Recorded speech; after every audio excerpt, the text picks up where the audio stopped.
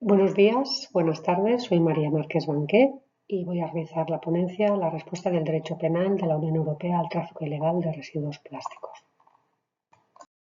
Esta ponencia la presentamos dos investigadores del proyecto de investigación Jazz Circular financiado por el Gobierno de España.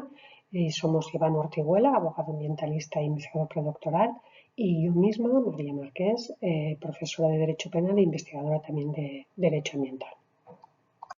El objetivo de la ponencia es analizar si las nuevas normas de la Unión Europea en materia de derecho penal ambiental, que es básicamente la directiva aprobada en 2024, suponen una respuesta más eficaz al problema del tráfico ilegal de residuos plásticos. Para ello vamos a analizar sus principales novedades.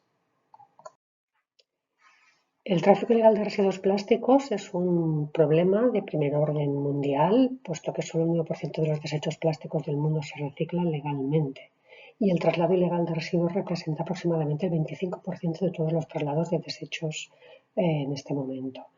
De acuerdo con informes de Europol, en el caso de la Unión Europea, que es nuestro enfoque, pues es bueno subrayar, bueno saber hasta qué punto este es un fenómeno transnacional. Efectivamente, la Unión Europea tiene como destino de sus desechos plásticos fuera de la Unión Europea, básicamente el sudeste asiático, y dentro de la Unión Europea, la Europa central y oriental, aunque existen movimientos en muchos sentidos.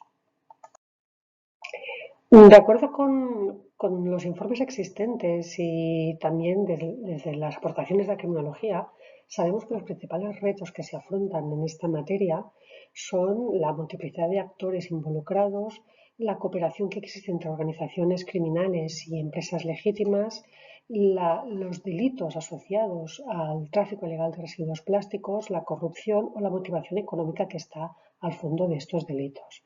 El marco jurídico que tenemos ahora para hacerle frente, aparte del Convenio de Basilea a nivel internacional, en la Unión Europea, pues se acaba de aprobar la renovación del reglamento, la revisión del reglamento de traslados de residuos y además también la directiva relativa a la protección del medio ambiente mediante el derecho penal que sustituye pues una anterior.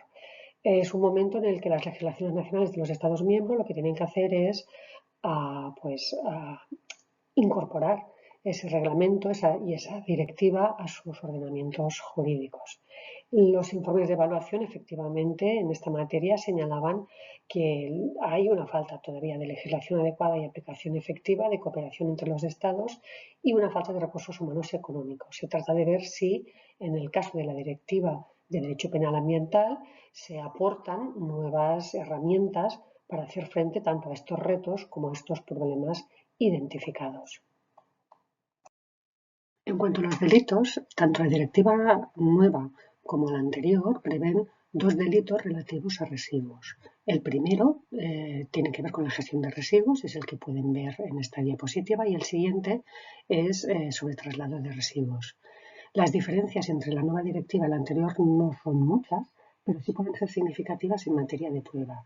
La razón es que lo que antes era un único delito con un resultado que había que acreditar, determinados daños, como se pueden ver, descritos al medio ambiente o también a las personas.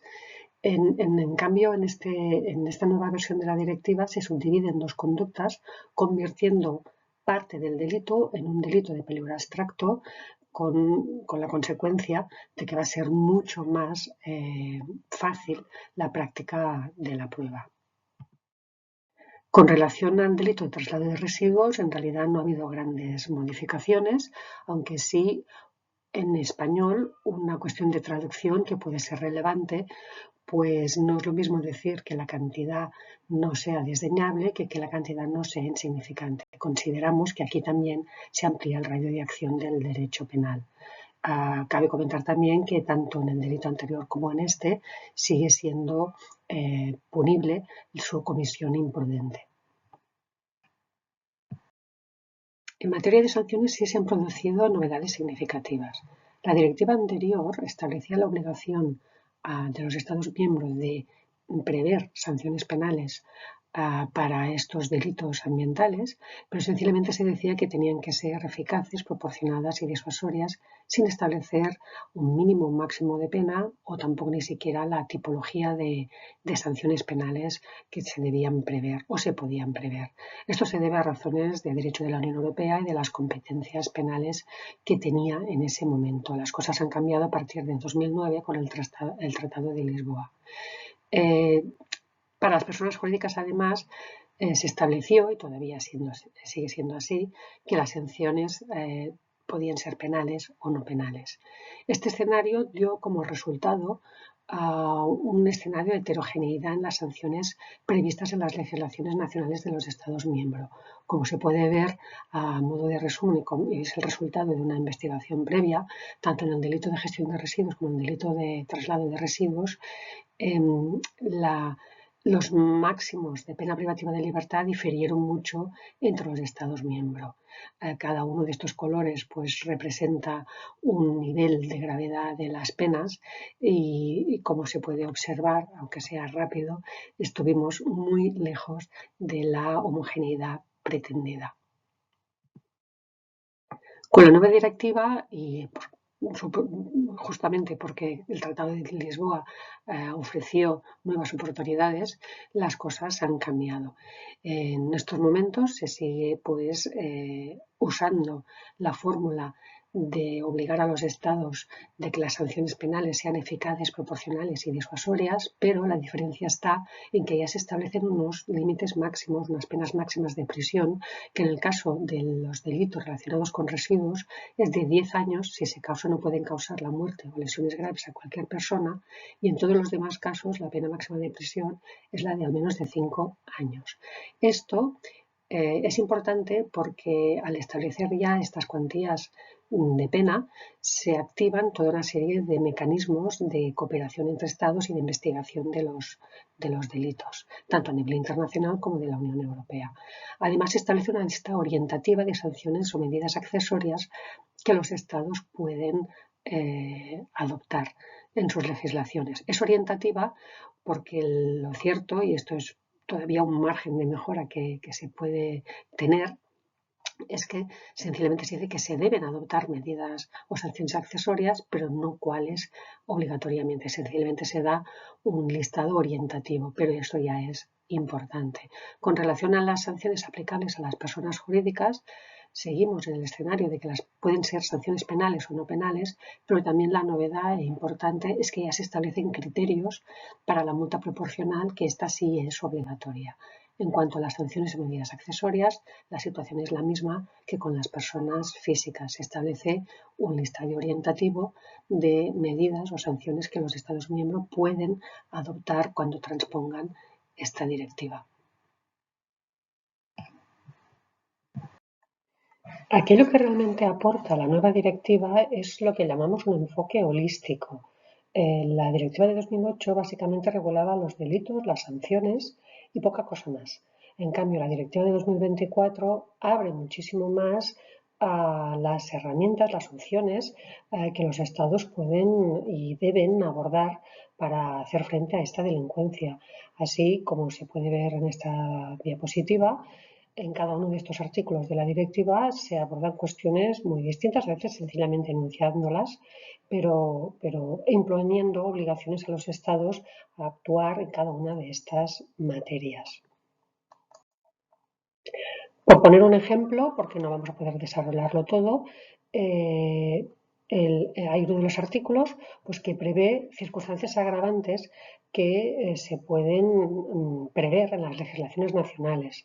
Lo interesante es ver es en todo este articulado de la nueva directiva si con él mismo se está dando respuesta a esos retos y a esas lagunas que habíamos identificado al principio. Por ejemplo, en el caso de las circunstancias agravantes se puede ver cómo, de alguna manera, se quiere hacer frente al tema del crimen organizado, de la corrupción o también de todos los delitos asociados. Hay que decir, sin embargo, que estas circunstancias agravantes no necesariamente tienen que ser contempladas todos por cada uno de los Estados miembros, pero sí se dice que se deben al menos contemplar alguna. Como objeto de la investigación, aunque no se desarrolle aquí, a título visualmente y también a título de resumen, se puede ver cómo efectivamente, si volvemos a recoger los retos y los principales problemas señalados por documentos y por doctrina en relación a esta cuestión, si lo comparamos con el articulado de la directiva, de alguna forma, a veces directa, a veces indirecta, a veces muy indirecta, pero de alguna forma la directiva sí intenta dar respuesta a todos los problemas que se habían señalado. Por lo tanto, por concluir, podemos decir que sí, que se observa cierta mejora, al menos sobre papel, pues la reforma de los delitos permite una aplicación más amplia. Las sanciones ofrecen más opciones para perseguir estos delitos y además existen pues, un abanico de medidas a partir de ese enfoque holístico que los Estados pueden adoptar siempre que en la transposición decidan por hacerlo y con ello poder hacer efectiva una política criminal mucho más efectiva en este ámbito. Gracias por su atención, quedamos a su disposición.